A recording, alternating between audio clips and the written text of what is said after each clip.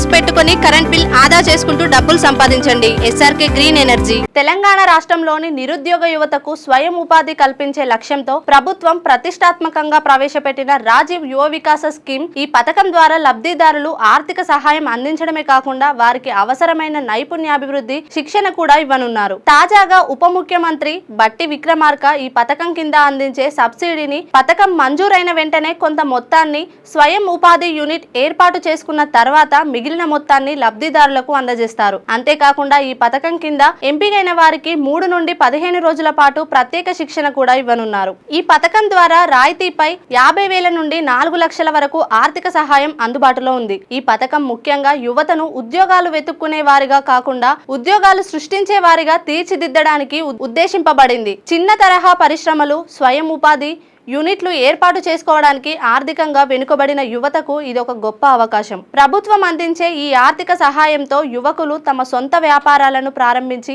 ఆర్థికంగా నిలదొక్కుకోవచ్చు. తద్వారా వారు తమ కుటుంబాలకు ఆసరాగా మారడమే కాకుండా ఇతరులకు కూడా ఉపాధి కల్పించే అవకాశం లభిస్తుంది. ఎంపిక చేసుకున్న రంగాల్లో శిక్షణ ఈ పథకం యొక్క ముఖ్యమైన అంశాలలో శిక్షణ కూడా ఒకటి. వ్యాపారం ప్రారంభించడానికి ముందు లబ్ధిదారులకు వారు ఎంపిక చేసుకున్న రంగంలో అవసరమైన నైపుణ్యాలపై శిక్షణ ఇవ్వడం జరుగుతుంది. ఈ శిక్షణలో వ్యాపార నిర్వహణ, మార్కెటింగ్, ఆర్థిక ప్రణాళిక వంటి ముఖ్యమైన అంశాలు ఉంటాయి. శిక్షణ పూర్తయిన తర్వాత వారికి స్వయం ఉపాధి యూనిట్ ఏర్పాటు చేసుకోవడానికి మొదటి విడత ఆర్థిక సహాయం అందుతుంది. యూనిట్ విజయవంతంగా ప్రారంభమైన తర్వాత మిగిలిన ఆర్థిక సహాయం విడుదల చేయనుంది.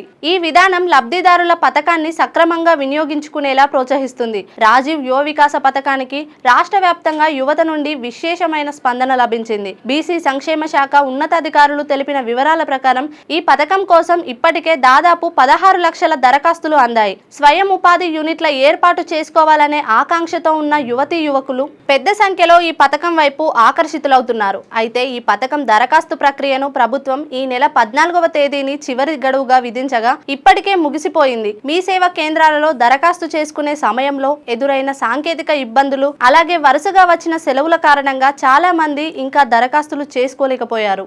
దీంతో అర్హులైన యువత ఈ పథకం ప్రయోజనాలను పొందలేకపోతారనే ఆందోళన వ్యక్తమవుతుంది. ఈ నేపథ్యంలో దరఖాస్తు గడువు తేదీని పొడిగించాలని యువత ప్రభుత్వం దృష్టికి విజ్ఞప్తి చేస్తున్నారు. తమకు తగినంత సమయం లభించకపోవడం వల్ల పథకానికి దరఖాస్తు చేసుకోలేకపోతున్నామని వారు ఆవేదన వ్యక్తం చేస్తున్నారు. ప్రభుత్వం ఈ విషయాన్ని సానుకూలంగా పరిశీలించి గడువు తేదీని పొడిగిస్తే లక్షలాది మంది నిరుద్యోగ యువతకు ఊరట లభిస్తుంది. ఇది వారి స్వయం ఉపాధి కళను సాకారం చేసుకోవడానికి మరింత అవకాశం కల్పిస్తుంది.